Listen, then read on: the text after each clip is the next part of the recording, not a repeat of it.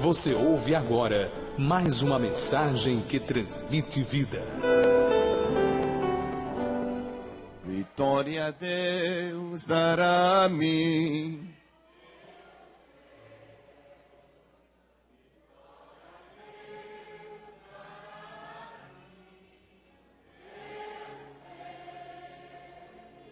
Se eu andar em sua luz e confiar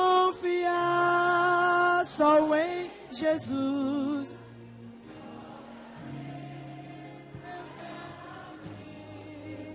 eu sei. Vitória a Deus dará a mim.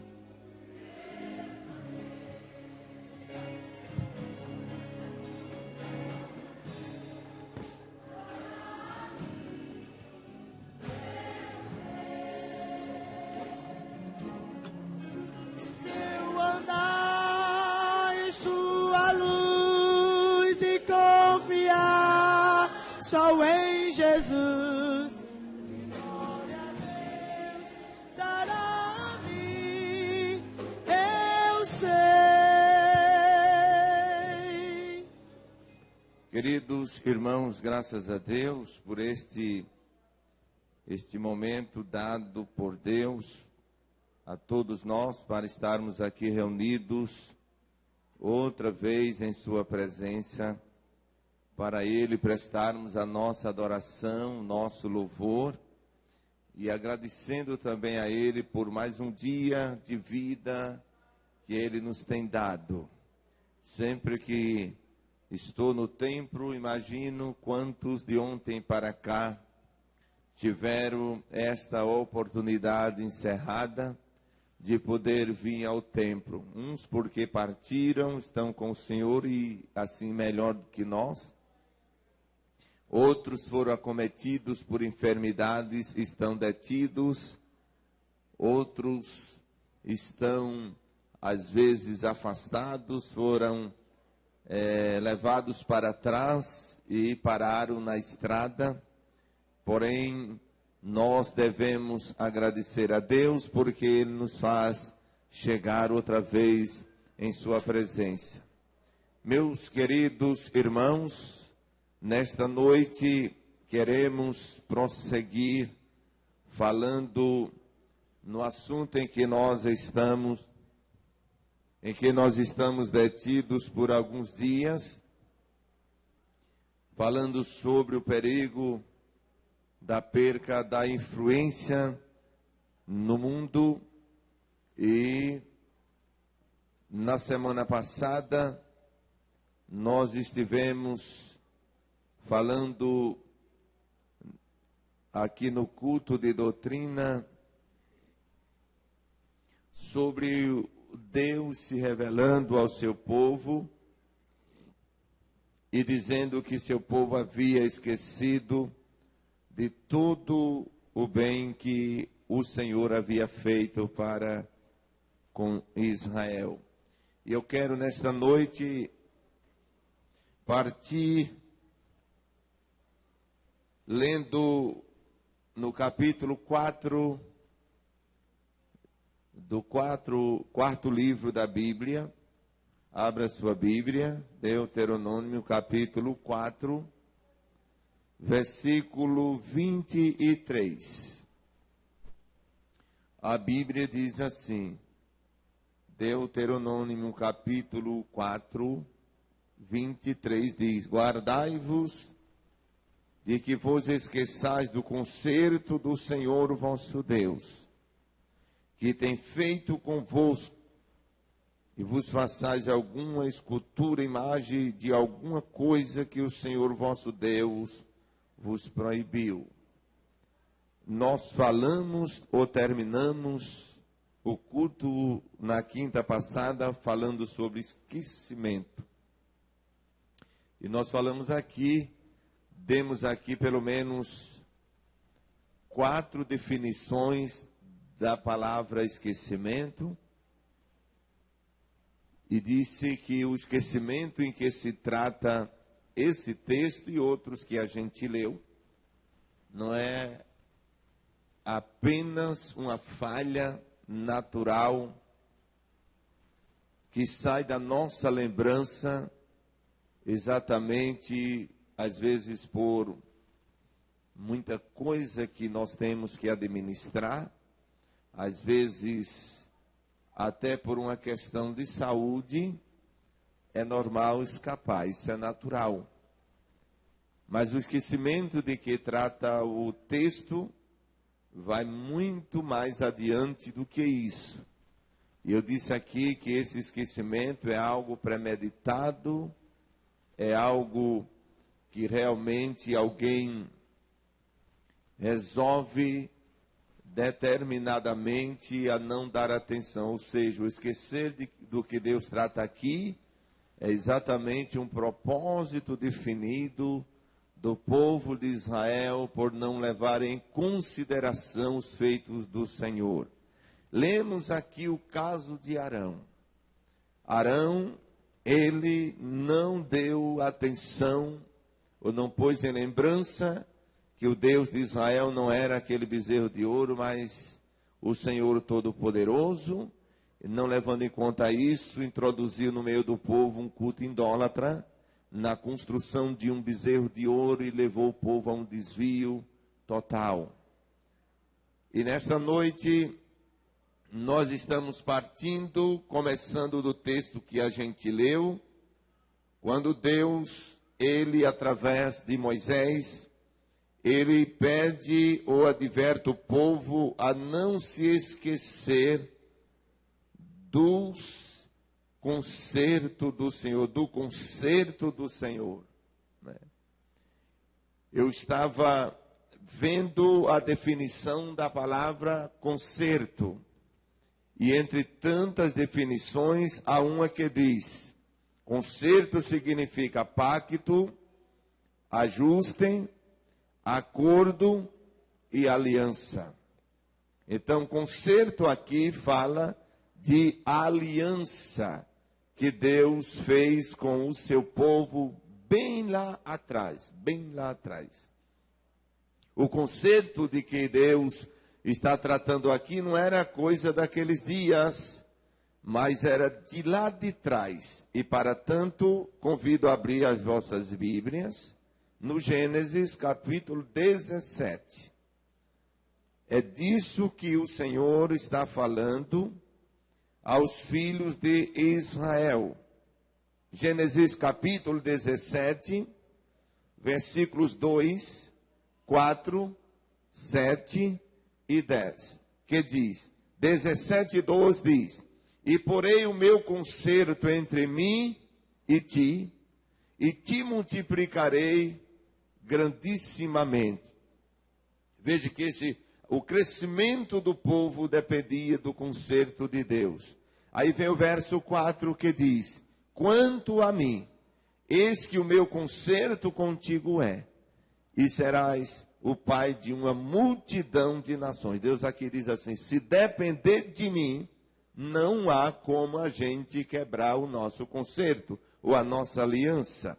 Versículo de número 7 diz: e estabelecerei o meu concerto entre mim e ti, e a tua semente depois de ti, em suas gerações, por concerto perpétuo, para te ser a ti por Deus, e a tua semente depois de ti.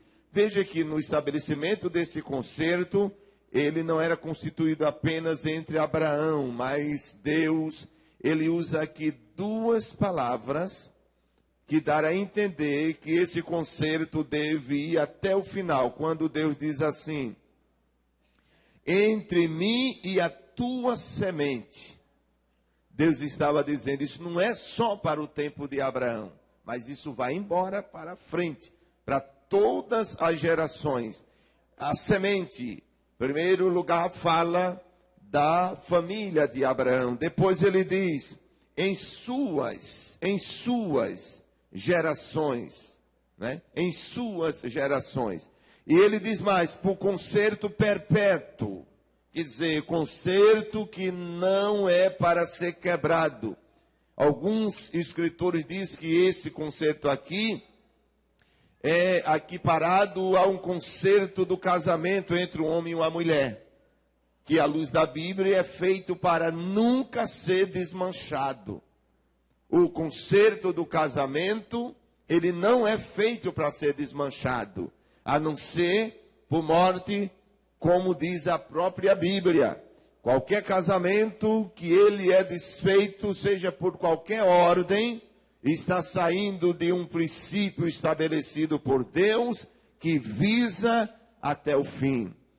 No verso de número 10, o Senhor, ainda falando do concerto, ele diz: este é o meu concerto, que guardareis entre mim e vós e a tua semente depois de ti, que todo macho será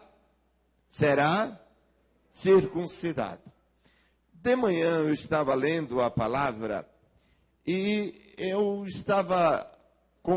tive uma conclusão, e a conclusão é o seguinte, é que no pacto de Deus com o seu povo, ele não é um pacto apenas verbal, como em palavras, mas ele exigiu que esse pacto ele fosse realmente vivenciado na prática, quando ele exige a circuncisão dos filhos de Israel. Ou seja, não era só verbal, tinha que ser coisa visível. E eu escrevi aqui um subcomentário que me veio no momento, já que o que eu estou falando já é de alguns dias que eu escrevi. Então eu escrevi aqui o seguinte: por esse texto de Gênesis 17, 2, 4, 7 e 10, esse concerto não devia ser só verbal, mas tinha que haver efeito prático na vida dos filhos de Israel.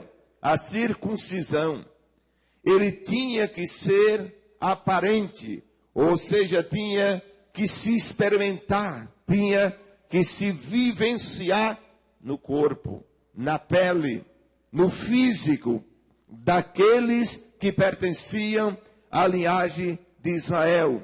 Isso só tinha que ser praticado,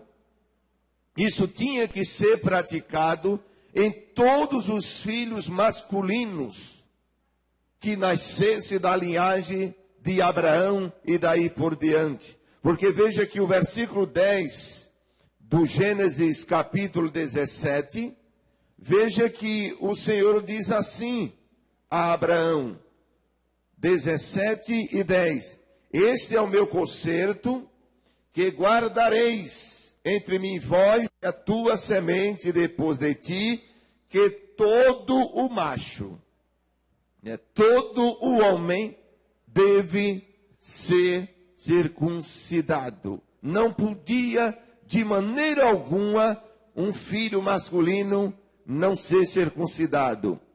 E Deus diz mais, tanto os naturais como os estrangeiros. Veja que Gênesis 17, 12 não era apenas para os filhos de Abraão, mas ele vai mais adiante. Veja que o versículo 12 diz, o filho de 8 dias, pois será circuncidado, todo macho, nas vossas gerações, o nascido na casa e o comprado por dinheiro a qualquer estrangeiro que não for da tua semente.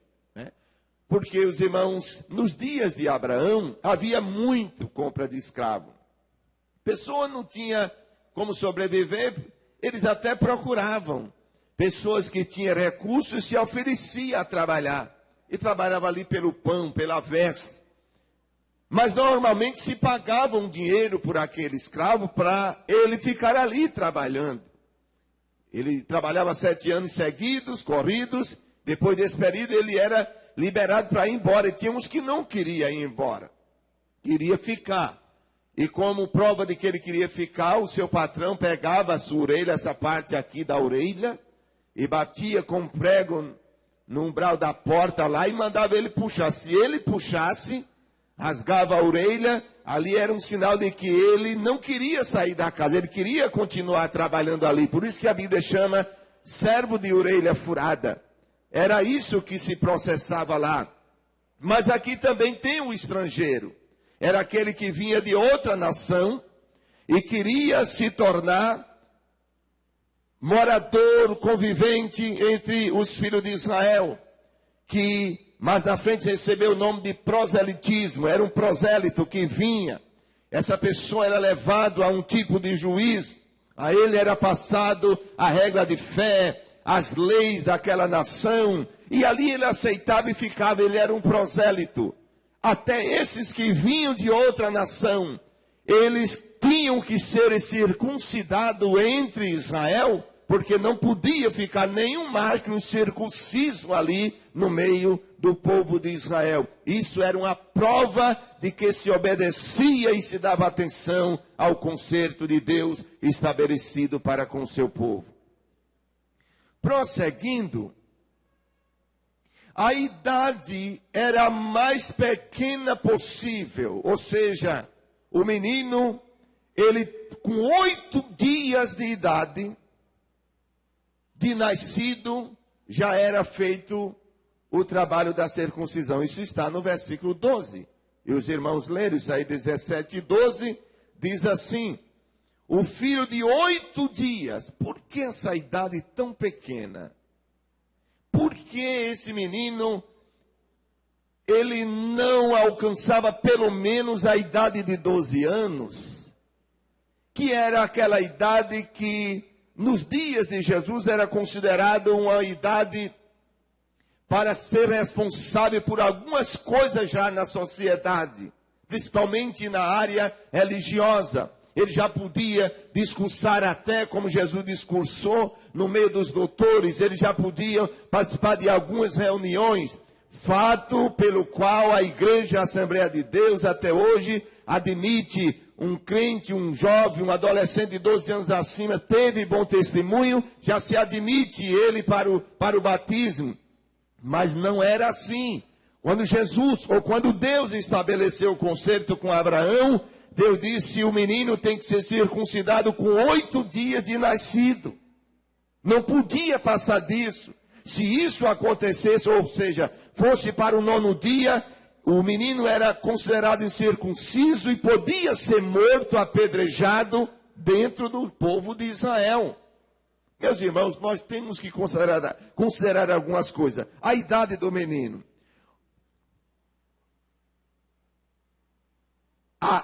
O lugar onde era feita a cirurgia do menino, nesse tempo, nessa idade pequena, não estava tão formado, ou seja, não estava tão resistente. Estava muito fino. Isso evitava a dor da criança. Evitava o menino sofredores.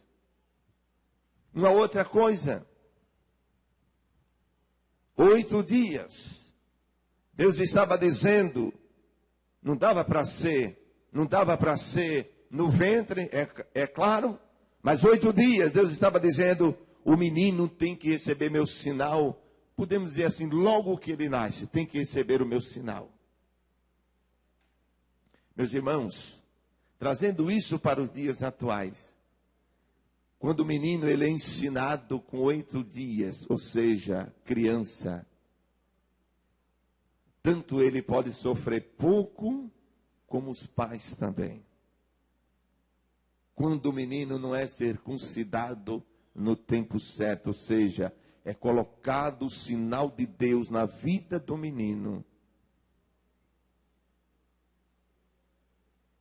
isso é uma clara lição de que as crianças da igreja devem ser ensinadas mais cedo possível sobre o Deus de Israel, sobre o nosso Deus. Há muitas lições nisso aqui, mas nós não nos vamos deter nisso aqui, nós queremos prosseguir. Glória a Deus. O não cumprimento da circuncisão poderia ser morto aquele que não era que não era circuncidado. Ele poderia ser extirpado do meio do povo. O não cumprimento era motivo para ser extirpado do meio do povo, ou seja, ser morto. Deus cobrou isso de Moisés.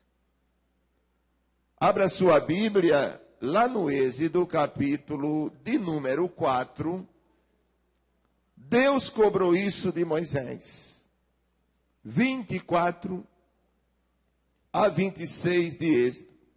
4, 24 a 26 diz assim: E aconteceu no caminho, numa estalagem, que o Senhor o encontrou e o quis matar. Então Zípora tomou uma pedra aguda e circuncidou o prepulso de seu filho e lançou a seus pés e disse: Certamente me és um esposo sanguinário. E desviou-se dele. Então ela disse: Esposo sanguinário, por sua causa, por causa da circuncisão. O que é que está acontecendo aqui? Moisés vinha no caminho, e Moisés, o líder do povo, ele tinha filhos que não eram circuncidados. E quando foi um dia, ele estava na estalagem, e Deus apareceu a Moisés e quis matar Moisés, por conta da incircuncisão que estava no meio do povo. Porque já pensou, Moisés estava ensinando sobre isso, exigindo do povo que o povo fosse circuncidado, mas dentro da casa dele tinha incircunciso. Né? Tinha alguém que não tinha passado pelo processo da circuncisão. Deus apareceu a ele, e a Bíblia diz que Deus quis matar a Moisés. Porque com Deus não tem brincadeira, não é? Deus poderia dizer: não é Moisés, eu vou deixar o dedinho. Não, Deus não abre mão daquilo que ele estabelece. Pode ser Moisés, pode ser Abraão, pode ser Elias, pode ser João, Maria, pode ser Tomé, Bartolomeu. Deus não negocia esse negócio, não. Ele estabelece e acabou. Ele fala com a mulher, a sua esposa. O interessante, irmãos, é que quando a gente lê no Êxodo, aonde a gente leu, a Bíblia diz que a mulher de Moisés ficou brava. Ou seja, ela não se agradou, porque agora tinha que circuncidar o seu filho, porque era um incircunciso no meio do povo. Eu estava pensando ao ler esse texto, uma hora a mulher quer, aí tem um marido que não entende as coisas de Deus, aí diz: não, você não vai fazer isso aqui. Aí tem hora que o homem quer, mas a mulher não entende as coisas de Deus, aí procede como procedeu a mulher de Moisés. Mas você e seu marido devem combinar em circuncidar o menino, porque senão o menino vai morrer. Nem um pai e nem uma mãe deve brigar dentro de casa. Por quê?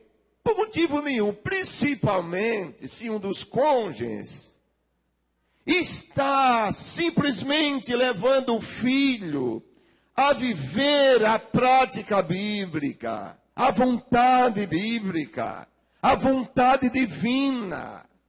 E olhe que não é difícil encontrar Zípora por aqui, não. Quando eu digo por aqui, não estou falando diretamente aqui. Eu digo na terra do Brasil. Eu já vi tantos cônjuges brigando por roupa de filho, porque um quer, o outro não quer. Um quer a roupa mais composta, o outro quer uma roupa mais curta, e outros problemas surgindo no meio de casamento. A Bíblia diz que a mulher de Moisés saiu zangada, porque tinha que circuncidar o filho que que estava incircunciso no meio do povo, ela não olhou que o homem, o marido podia morrer, o filho poderia morrer, ela podia perder o filho, ficar viúva, perder o marido, ela não olhou. E a Bíblia diz no versículo de número 26, que desviou-se dele zangada. E ela disse, esposo sanguinário, por causa da circuncisão. Mas, Zípora, foi Deus quem pediu isso aqui. Não é? Foi Deus quem pediu, Deus quem disse que devia circuncidar a criança. Glorificado seja Deus para sempre. A preocupação de Deus em relação ao seu conserto para conosco é para sempre. A sua aliança não se apague, o desejo de Deus é que sua aliança não se apague nos seus filhos. Isso é provado em Josué, no capítulo 5, versículo de 1 a 9. Veja o que é que diz a palavra. Josué, capítulo 5,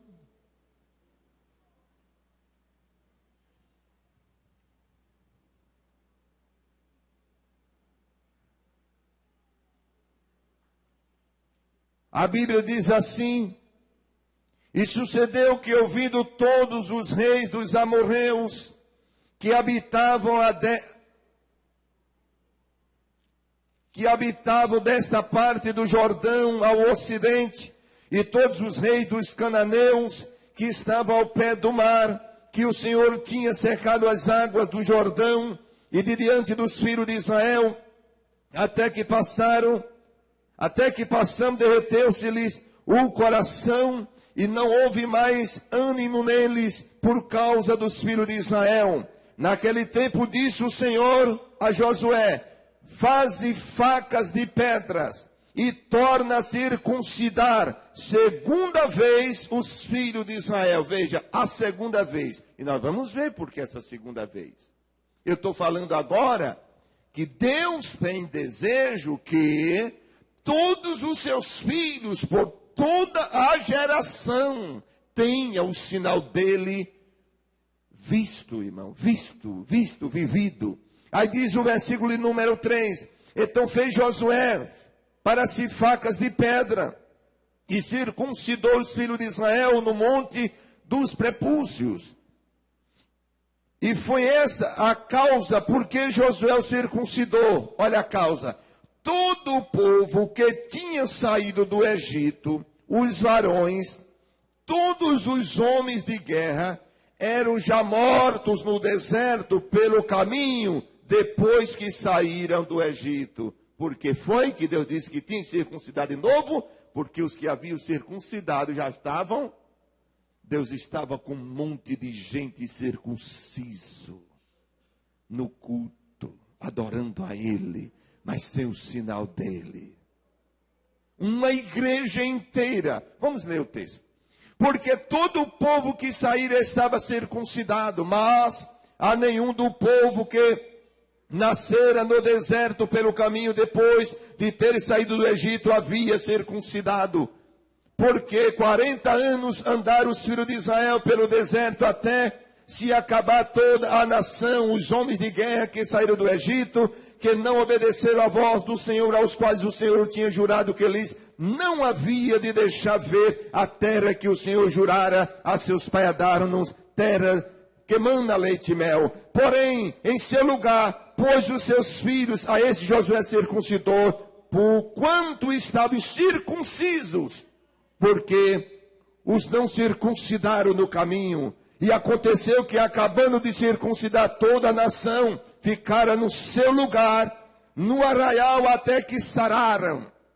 Disse mais o Senhor a Josué: hoje resolvi de sobre vós,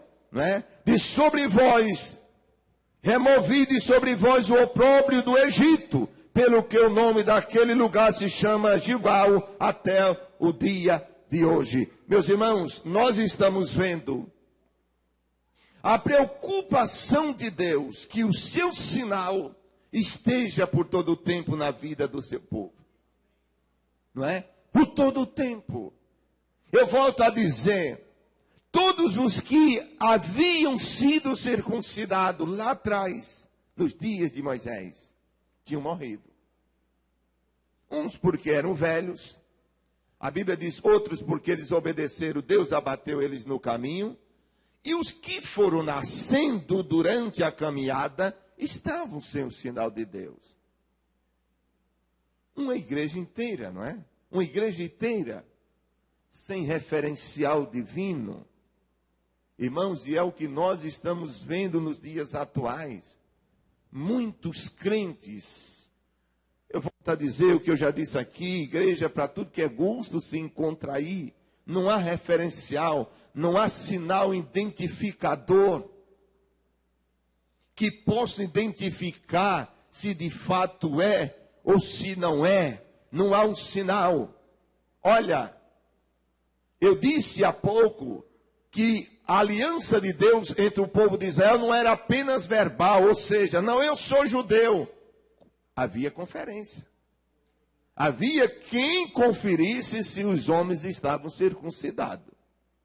O camarada era levado e era conferido. Vamos ver se você é circuncidado mesmo.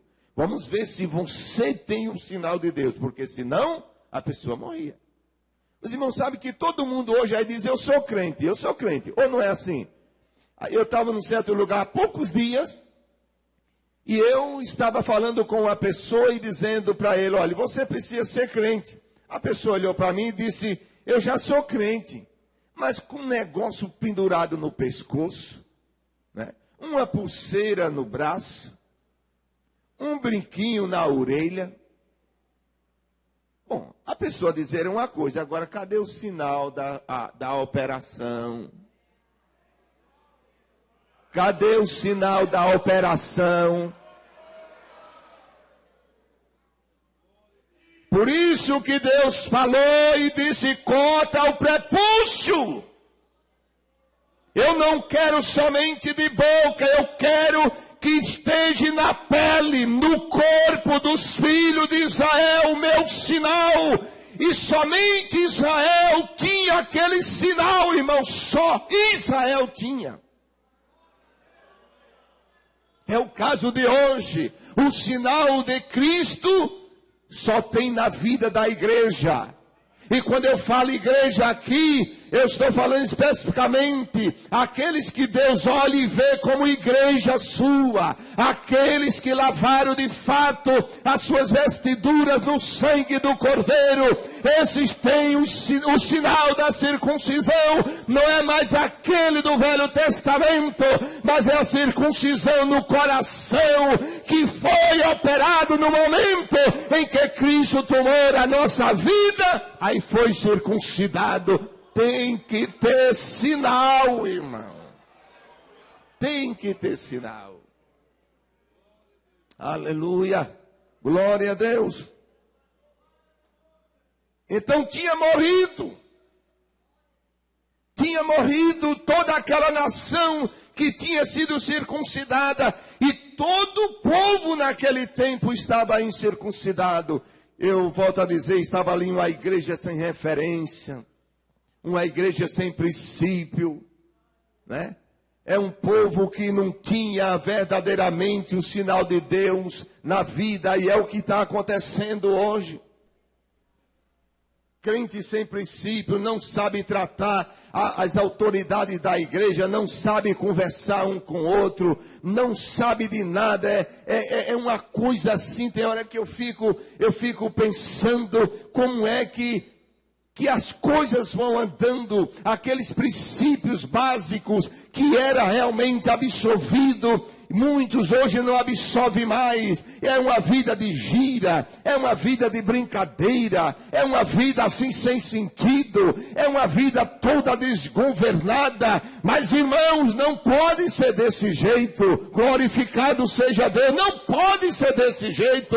Nós precisamos revelar de fato o sinal de Deus, ainda que alguém duvide, mas você pode dizer: olha o sinal aqui, eu fui cortado com a faca de pedra, eu fui circuncidado na presença do Senhor, e você pode dar sinal de que você é de fato um israelita nato, né? Um israelita nato. Quando Deus, ele diz lá em Deuteronômio 4:23, que o povo não se esquecesse do concerto, Deus estava falando disso, irmãos. Aleluias, glória a Deus. Josué foi um líder bastante cuidadoso. Ele teve o cuidado de incutir na mente do povo a palavra de Deus, no sentido de que o povo estivesse sempre lembrado de todas as vitórias dadas por Deus a Abraão, Isaque e a Jacó. Veja que quando você lê no capítulo 24 de Josué, abra sua Bíblia lá. Josué, ele teve o cuidado de levar isso para a mente do povo. Veja, Josué capítulo 24, 14 a 25. Eu vou ler os versículos 14 e 15 e depois vamos para o 22 em diante, que diz: agora, pois, temei ao Senhor e servi-o com sinceridade e com verdade, e deitai fora os deuses aos quais serviram vossos pais além do rio e no Egito, e servi ao Senhor. O 15 diz: porém, se vos parece mal aos vossos olhos servir ao Senhor, escolhei hoje a quem servais. Se os deuses a quem serviram vossos pais, que estavam da além do rio, ou os deuses dos amorreus em cujas terras habitais, ele diz: porém eu e a minha casa serviremos ao Senhor, né? Veja aqui o versículo 22, depois irmãos lê os demais. O 22 diz: e Josué disse ao povo: sois testemunha contra vós mesmos, de que vós escolhestes ao Senhor para o servir. E disseram: somos testemunhas. Deitai, pois, agora fora os deuses estranhos que há no meio de vós, e inclinai o vosso coração ao Senhor, o Deus de Israel.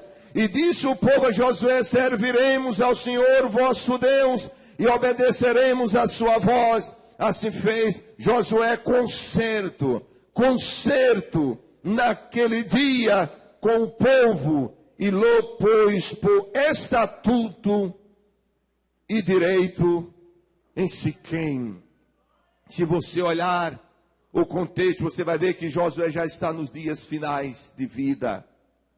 Mas Josué está preocupado em colocar na cabeça do povo: vocês têm que ter um concerto com Deus. Vocês têm que ter um concerto com Deus. Veja que há muitos que às vezes têm dificuldade de fazer esse concerto com Deus, porque Josué no 15 ele diz: se vos parece pesado servir a Deus, porém eu e a minha casa serviremos ao Senhor. Nós não vamos abrir mão, porque tem gente que tem dificuldade, não é verdade, irmão? Tem dificuldade de ser crente. Não é porque ele está perseguido, alguém está com uma pistola: se você for crente eu atiro na sua cabeça. Não é nada disso. Não é porque alguém está dizendo: se você for crente, você leva uma pisa, eu vou quebrar uma costela sua. Não é nada disso. É porque ele realmente tem dificuldade de ser crente, porque gosta de muitas coisas que o circuncidado não deve gostar. Aí Josué disse: se parece pesado a vocês, tudo bem, porém eu e minha casa serviremos ao Senhor. Aleluia, glória a Deus. E Josué faz um conceito com o povo ali. Aleluia. Eu disse aqui que Josué estava partindo. Mas Josué via a necessidade do povo renovar a aliança com Deus. Porque o crente, ele precisa renovar a sua aliança com Deus. Renovar, renovar, renovar.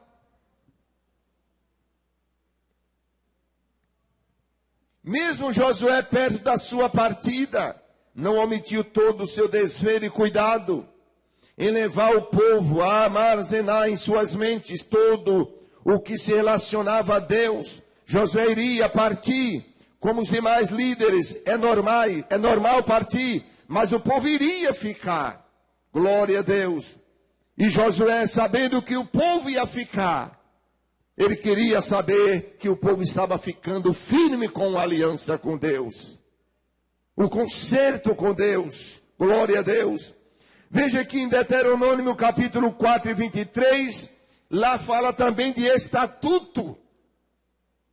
Deus pede que o povo não esqueça dos estatutos estabelecidos por Deus.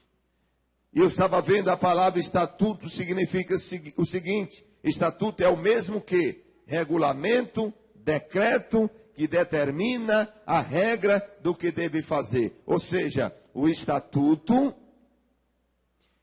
é uma regra que é dada para todos, e que conforme esta regra, eu, você, nós, todos nós, temos que fazer as coisas conforme a regra que está estabelecida.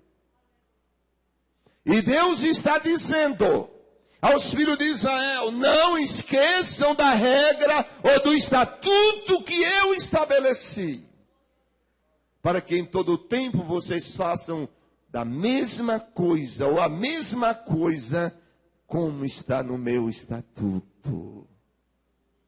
É o segredo de eu abençoar vocês, é em vocês fazerem conforme está no meu estatuto. Vocês nunca faltarão, ou faltará, com a minha presença na vida de vocês. Às vezes Deus não aparece e faz mais na gente, conosco, não é por nada, é porque a gente sai do estatuto dele. A gente faz diferente. Lembra de Saul, quando foi mandado matar os inimigos, os bois e vacas, e a Bíblia diz que ele fez diferente, pegou vaca, pegou ovelha e escondeu lá em um lugar. Ele fez diferente. E Deus não se agradou daquilo. Tem que fazer do jeito que Deus manda. Ainda que seja sofrimento para você, faça como está no estatuto. Ainda que vai custar lágrimas para você, faça como está no estatuto. Glorificado seja Deus. Porque fazer como a Bíblia manda, muitas das vezes implica em sofrimento, em choro, em perca de posição diante dos homens, em perca de vantagens diante dos homens. Mas não importa, Deus aparecerá para fazer jus à sua fidelidade a tudo que está estabelecido na palavra.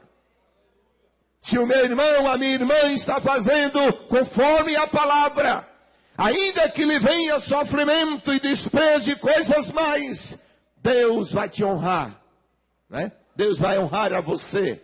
Haverá um tempo em que Deus vai se manifestar e vai dizer: servo bom e fiel, glória a Deus, entra no gozo do teu Senhor. Oh, aleluias, glória a Deus. Deus trabalha no intuito de guiar seu povo aos seus santos mandamentos.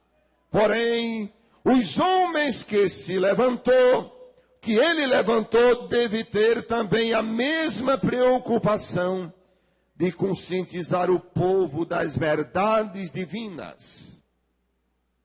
Os obreiros devem estar cientes dos paradigmas divinos e passar ao povo com toda a sua essência.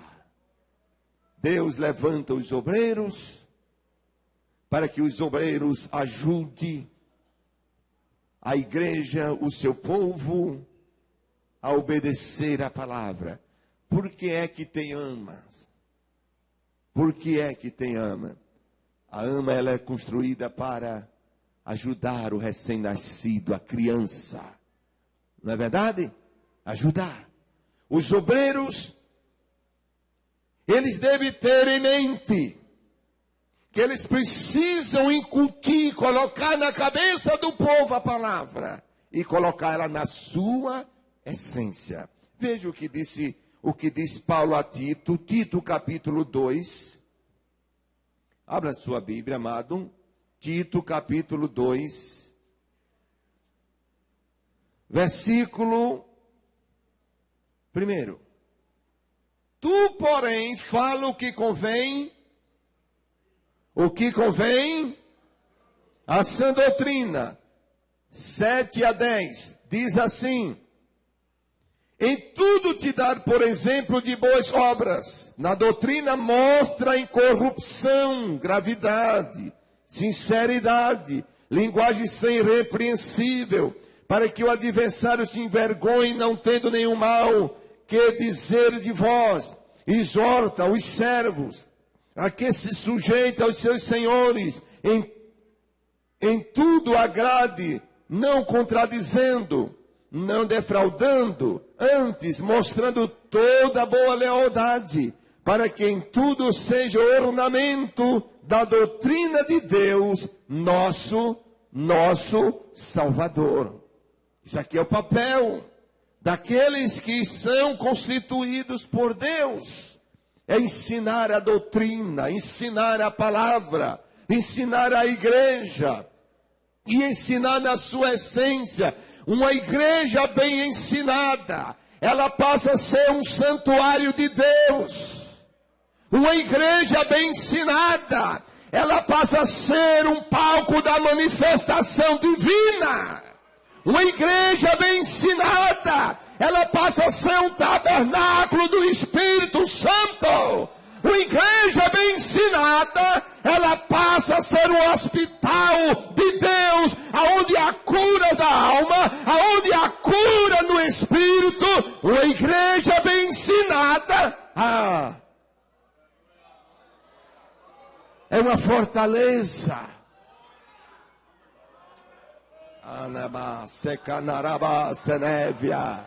Uma igreja bem ensinada, irmãos. Satanás não entra nela. E os obreiros precisam ter isso na mente, ensinar, colocar na cabeça do povo a palavra. Por isso que Paulo, ele diz a Tito, tu, porém, fala o que convém à sã doutrina. Nós não devemos ensinar a sã doutrina por conveniência particular, ou seja, se vai me levar a alguma honraria, se vai me levar a alguma posição, se vai me levar a um degrau mais em cima, se vai me levar a ser isso ou ser aquilo. Não, nós não devemos olhar dessa forma. Glorificado seja Deus. Nós devemos ensinar a palavra, porque a ela devemos manter fidelidade. A palavra, glória a Deus. Você pode estar sendo moído, mas se é oportuno falar a palavra, você deve falar a palavra, falar a palavra, falar a palavra. Louvado seja o Senhor para sempre, porque afinal é a palavra que nos orienta. É a palavra que nos orienta.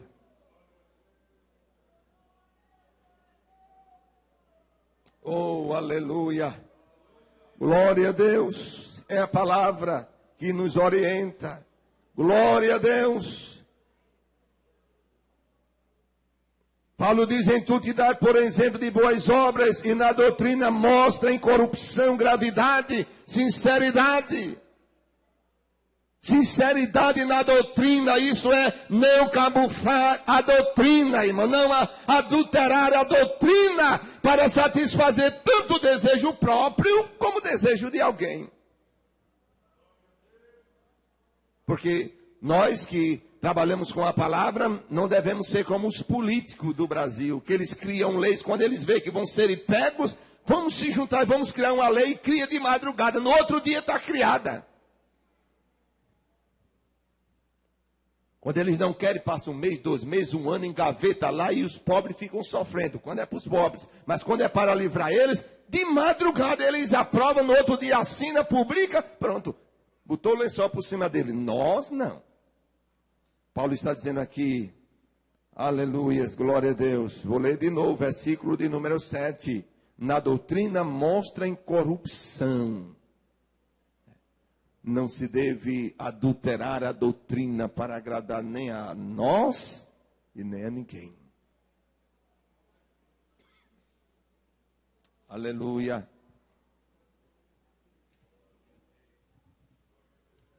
Israel se esqueceu de Deus. E os profetas Isaías e Jeremias foram usados por Deus para denunciar o descaso feito pelo povo de Israel ao Senhor. Veja o que diz o profeta Isaías 17:10. Um dos irmãos pode ler, por favor? Isaías 17:10. O povo esqueceu, mas não faltou quem gritasse, porque Deus sempre vai ter alguém que grite. Pode ler, amado.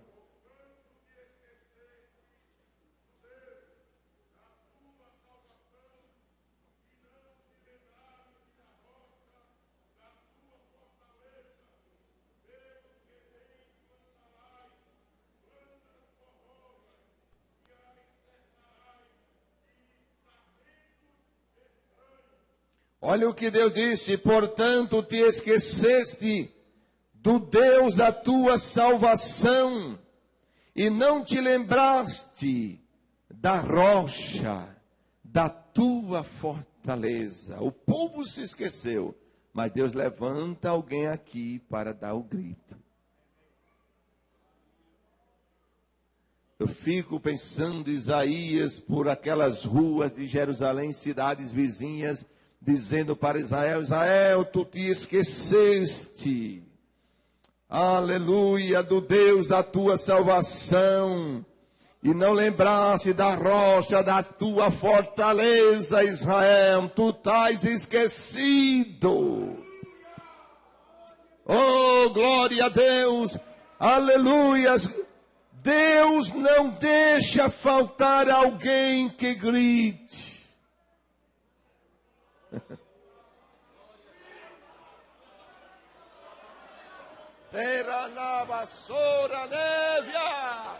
Deus não deixa faltar alguém que esteja gritando e dizendo: você se esqueceu, você está esquecida, você está esquecido do Deus da tua salvação, o Deus que te salvou, a tua rocha em que tem te segurado, tu te esqueceste. Aleluias, glória a Deus. Profeta Jeremias, por sua vez, diz: porventura esquece a virgem dos seus enfeites, ou as esposas dos seus sedais? Todavia o meu povo se esqueceu de mim por inumeráveis dias. Era coisa tão degradante que Deus chama o seu povo de louco. Abra sua Bíblia em Jeremias 4:22. Veja que expressão de Deus. Aleluias, glória a Deus. Nós vamos concluir já já. Jeremias 4:22, o que é que diz?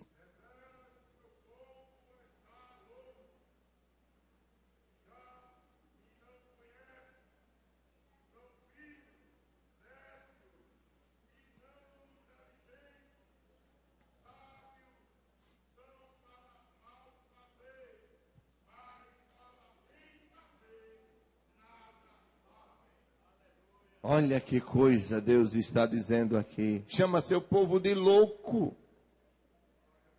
deveras o meu povo está louco, e já me não conhecem. São filhos nécios e não entendidos, sábios são para o mal fazer, mas para o bem fazer, não sabem.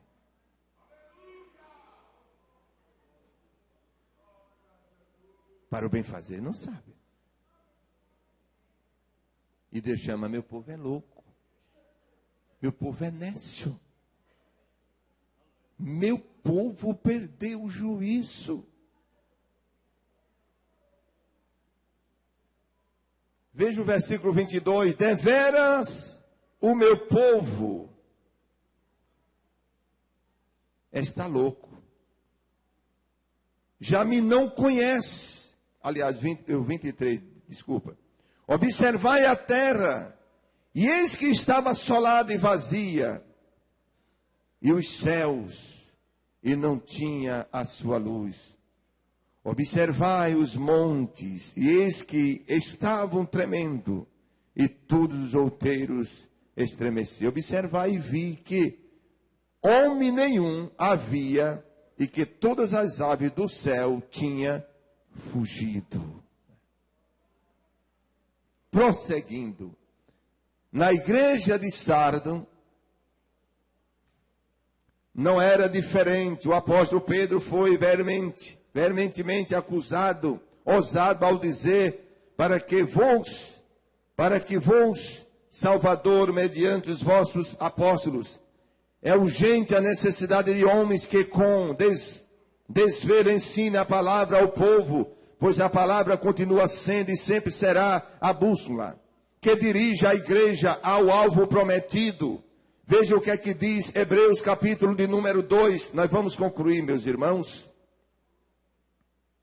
Hebreus capítulo de número 2, versículo de 1 a 3.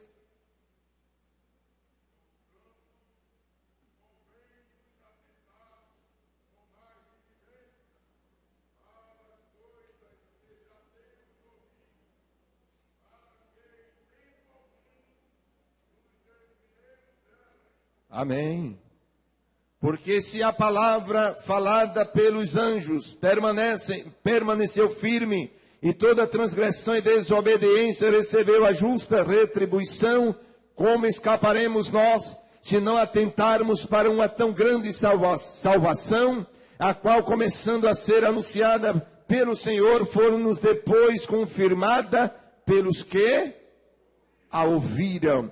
Portanto, convém atentar com mais diligência, com mais cuidado, para todas as coisas que foram faladas. Aleluias, glória a Deus. Todas as coisas.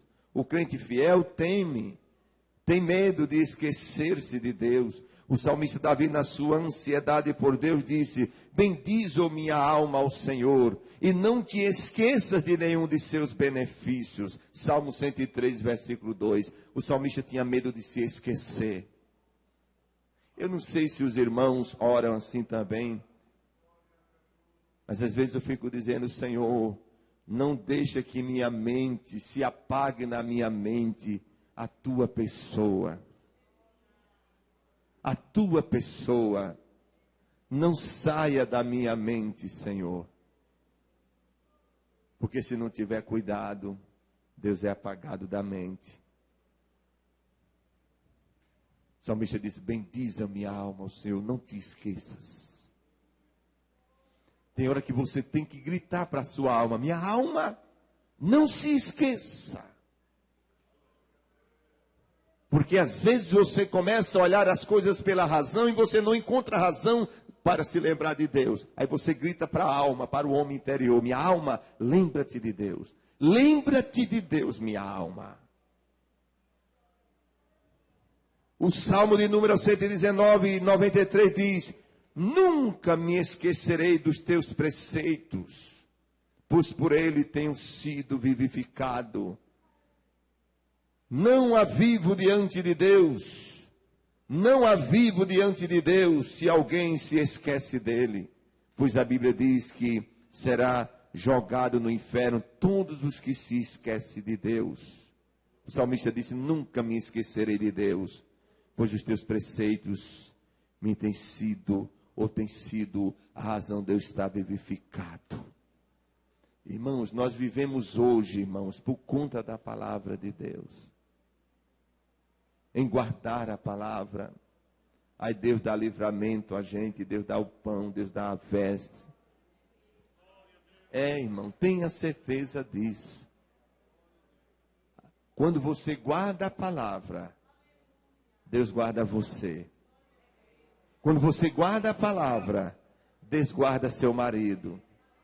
Quando você guarda a palavra, Deus guarda sua mulher. Quando você guarda a palavra, Deus guarda seus filhos. Quando você guarda a palavra, Deus guarda seus pais. Quando você guarda a palavra, Deus guarda seus familiares. Quando você guarda a palavra, Deus guarda a sua casa. Quando você guarda a palavra, Deus guarda seus netos, seus genros, suas noras. Quando você guarda a palavra, Deus guarda seu coração. Deus guarda a sua alma. Deus guarda seus sentimentos. Quando você guarda a palavra, Deus guarda tudo aquilo que te pertence. Quando você guarda a palavra. O salmista, ele disse aqui, glória a Deus, que nunca se esqueceria dos preceitos do Senhor, porque é eles que têm vivificado a sua vida. E não é verdade, irmãos? Quantas vezes a gente está já morrendo, irmão? A gente está como um peixe fora d'água, procurando ar para respirar e não tem ar para respirar. Problemas, lutas, dificuldades. De repente a gente vem para a igreja e Deus usa alguém na palavra, no hino, numa profecia, porque é outra forma de Deus usar. E Deus nos leva lá para trás. Deus dá uma vivificada dentro da gente. A gente vem de moleta e volta como criança pulando. Porque a palavra vivifica. Né? A palavra da vida. Às vezes a gente chega querendo desistir de tudo. Mas quando a gente sai procurando o que é que tem para eu pegar. O que é que tem para eu pegar? A gente vem para a igreja querendo soltar tudo. O que tem na mão já é pouco e a gente está querendo jogar. Mas quando a gente volta, que a palavra vivifica o nosso coração, vivifica a nossa alma, a gente sai segurando o que está na mão e dizendo: Senhor, me dá mais, Senhor, eu estou vivificado na tua presença, porque a palavra vivifica e gera ânimo e vigor dentro do crente. Por isso você não pode, nós não podemos esquecer da palavra. Aleluias, glória a Deus. Veja o que o salmista ele diz no Salmo 9, versículo 17. Abra a sua Bíblia, nós estamos terminando a nossa palavra nesta noite. 9, 17 do Salmo. O que é que diz, amado? Pode ler. Os ímpios serão lançados no inferno, e todas as gentes que se esquecem de Deus. E aqui não está o povo que vai para o inferno, aqui não está. Aqui está o povo que está caminhando para o céu. E quem está caminhando para o céu não pode estar esquecido de Deus. Quem está caminhando para o céu não pode estar esquecido do Senhor. Quem está andando para o céu não pode esquecer do milagre que Deus fez. Quem está andando para o céu não pode esquecer da maravilha que Deus fez. Quem está andando para o céu não pode esquecer-se de Deus.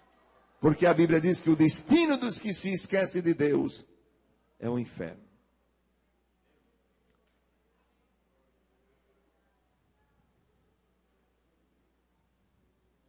O que acontece com os que se esquecem de Deus?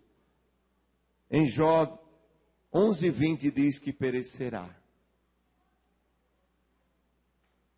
Em Jó 8:14, parte B, diz que sua confiança é como casa na areia, ou casa de aranha. Em Jó 8:15, diz que os que se esquecem de Deus, a casa cai. Casa, nesse sentido, fala de paz, segurança, amparo, sossego, descanso. No Salmo 9:17, será lançado no inferno. O Salmo 17:23, eu digo, 17-23, Salmo 50. Deixe-me ver se essa anotação está correta aqui. Deixe-me conferir. Salmo 50, versículo 17-23, é isso mesmo, diz assim: Pois aborreces a correção e lanças as minhas palavras para trás de ti. Quando vês o ladrão, consentes com ele, e tens a tua parte com os adúlteros. Soltas a tua boca para o mal, e a tua língua compõe o engano. Assenta-te a falar contra teu irmão, falas mal contra o filho da tua mãe. Estas coisas tens feito, e eu me encalei. Pensavas que era como tu, mas eu te arguirei. E em sua ordem tudo porei adiante dos teus olhos. Ouve, pois, isto, vós que vos esqueceste de Deus, para que vos não faça em pedaços, sem haver quem vos livre. Aquele que oferece sacrifício de louvor me glorificará. E aquele que bem ordena o seu caminho, eu mostrarei a salvação de Deus. Os irmãos, vejam que o que acontece quando o homem se esquece de Deus. Ele fala mal do seu irmão, ele fala tanta coisa, ele diz tanta coisa, porque o homem se esquece de Deus. Fica um terreno limpo, vazio. Mas a Bíblia diz que no seu tempo Deus vai erguer, Deus vai trazer tudo à tona.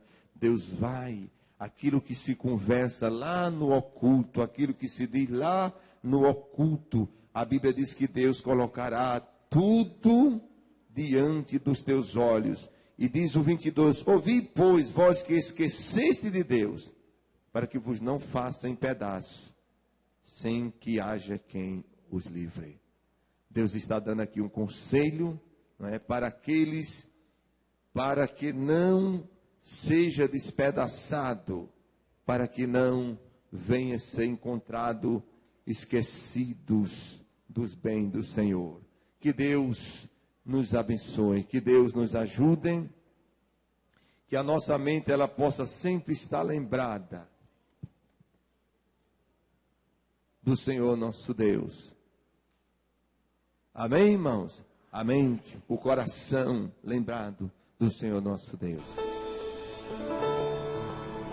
Você ouviu mais uma mensagem que transmite vida.